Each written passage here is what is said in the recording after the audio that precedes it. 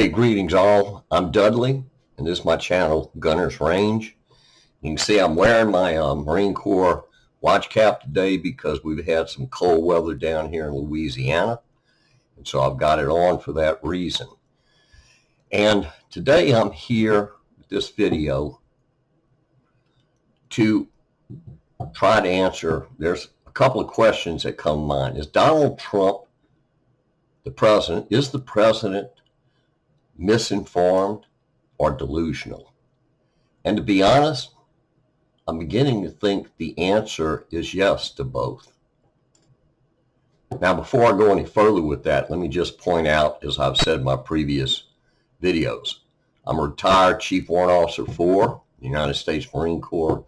I was an intelligence officer for most of my career, and you can see the books.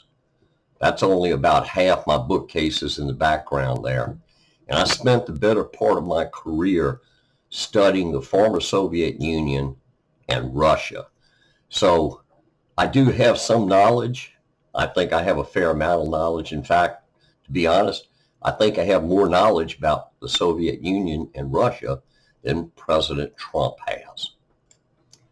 And before I go on any further, I just want you to know I don't expect anybody to give me a thumbs up or subscribe, anything like that. That's not why I do this. I just do it because sometimes I see something that I know in my heart is wrong and the truth needs to get out there. And that's all I'm trying to do. So the fact is, I'll be happy if you just watch through the video, even if I don't know you did. And I also think that I should give you this disclaimer. Yes, I voted for Donald Trump in 2016. Yes, I voted for him in 20. And yes, I voted for him in 2024. And I'm very happy with everything he's done except Ukraine. I mean, we all know that the federal government was bloated, that there was massive fraud, and far too many employees. And I guess, in his defense, I've heard a couple of Republicans come out and say, hey, you need to slow down. We know the Democrats want it, but we've had some Republicans say, well, you need to slow down. Congress ought to be taking care of this. Well, to that I say, if you think you ought to be taking care of it, then go ahead and do it. And it's the typical talk the talk, but not walk the walk. Anybody can talk about, well, Congress should be the one who does away with Department of Education or with USAID. Okay, well, do it. Why haven't you done it? And that's the part that I think is the hypocrisy by Congress. They start talking about, well, we should be doing that. Well, do it. At least Trump's doing that, if nothing else. Anyway, going back to, I digress, so let's get back to what we're talking about here. I have been stunned by what I have read in the newspapers about Trump's comments on this war. And he's either, as I said, either totally misinformed or he's delusional. And as I said at the beginning, I think it's both. And I'll tell you why. His first comment, the thing is, like, Ukraine started the war. Come on, folks. Everybody in the world knows it was the Russians who went across the line first in 2022. We know that it wasn't the Ukrainians who started this war, and yet the man says the Ukrainians started it. That is delusional.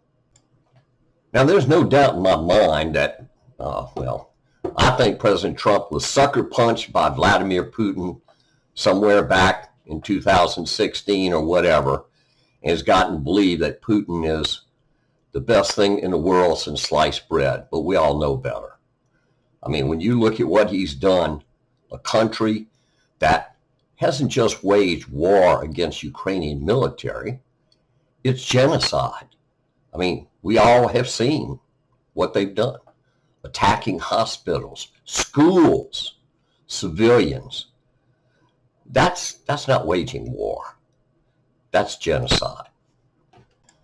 Oh, and by the way, here, let me, I can touch on something because I have personal experience with it.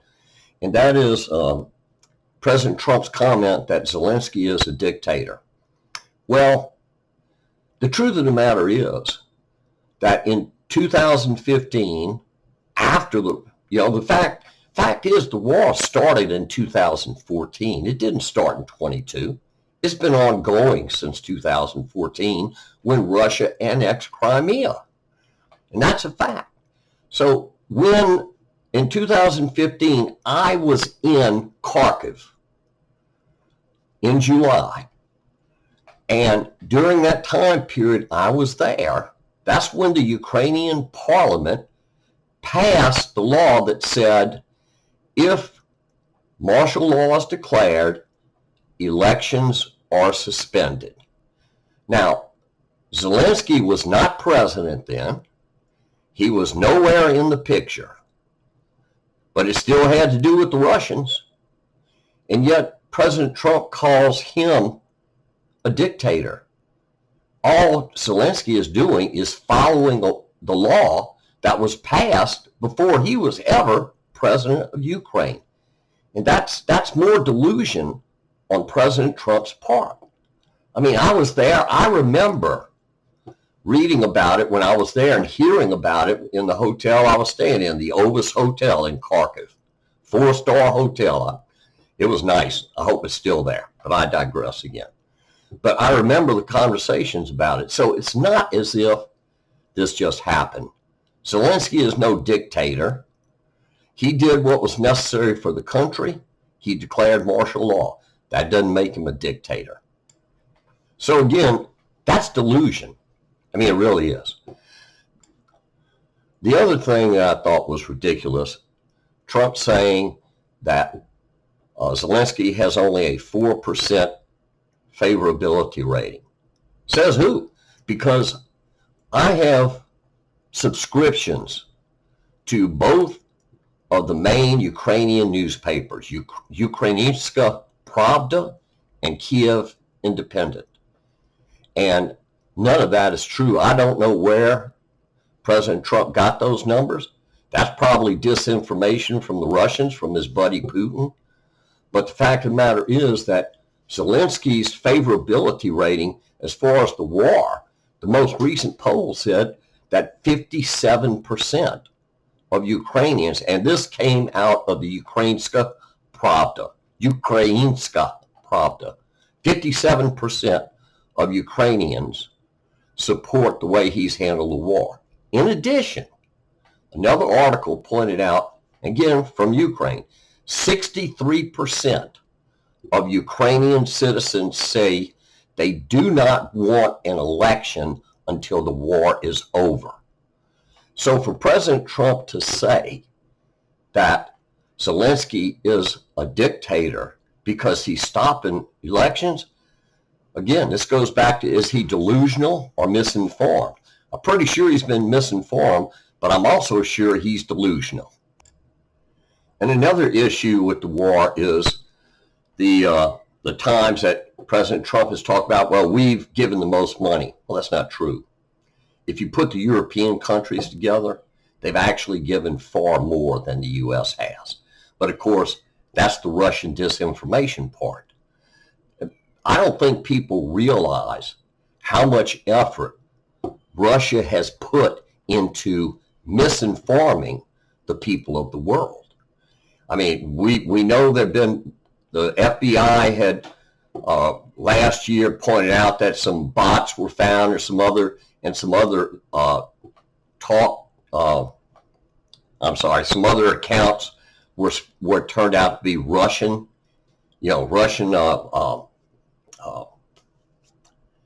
forgive me. But the point is, the Russians have put a ton of effort into misinforming everybody. And apparently the best work they've done has been on President Trump. Another issue which I feel is reprehensible is President Trump's comment about wanting to recoup all the money that's been given to Ukraine. Well, except for one thing. We haven't actually given them money. We gave them assistance. But that's as if you went over, borrowed your neighbor's lawnmower to cut your grass, and then had the neighbor come by the next day and tell you that he wants you to pay for a new lawnmower because you used his. Morally, in every way I can think of, it's wrong and it's reprehensible. I mean, let's be honest. Whether you like it or not, that assistance was given by the former U.S. administration. You don't go back now and say, hey, we want all our money back. I mean, come on. I would say, all things considered, that Ukraine has paid for that assistance with blood. Because I saw the other day that Zelensky admitted that 46 or 47,000 Ukrainians have been killed in combat against the Russians. Well, I think that's enough blood for anybody. And I think it's horrible that the president, our president that I voted for, would now come back and say, well, we need our money back. And then he's trying to force a deal on them for these rare minerals Ukraine has. I understand that, but if you look at the initial terms, it's ridiculous. They're saying that the initial terms, and maybe they've changed, but initially they said they wanted 50% of all revenue from these rare mineral sales of Ukraine. Well, if you do that, how is Ukraine supposed to rebuild? How they could never rebuild that way. The other issue that comes up is it would appear that President Trump thinks Russia's winning. Well, that pretty much flies in the face of the actual evidence out there, because since 2022, the Russians have gained very little additional ground compared to what they got initially. And in the process, we now know that it's estimated that they've had over 800,000 casualties. Not all killed, but casualties. Killed, wounded, missing, prisoners. And as if that's not bad enough, of course, they're using North Koreans. And we know that now because the Ukrainians have captured some. So clearly, things aren't going as well for Russia as they would like President Trump to believe. And the rest of the world, too, for that matter. Okay, folks, well, I've been on my soapbox long enough. I think it's probably time for me to say farewell. But I would implore any of you who watch my video, whether you agree with me or not, think about all this. Is it really right? And, if you can shake your head and say yes, and I say the problem isn't President Trump, it's probably you. So, again, I voted for him. So, yeah, I guess in a way, I'm partly to blame, but at least I'm willing to admit that. So with that, I'm going to sign off. And, again, if you at least watch this, I appreciate it, regardless. And please think. Don't let newspapers and TV spots make you stop thinking, okay? Because once that happens, then we're all finished. All right, with that, I will sign off, and I will say, may God bless you and your family. May God bless Ukraine. May God bless President Trump. And may God bless America, this land that I love so much. Semper Fi.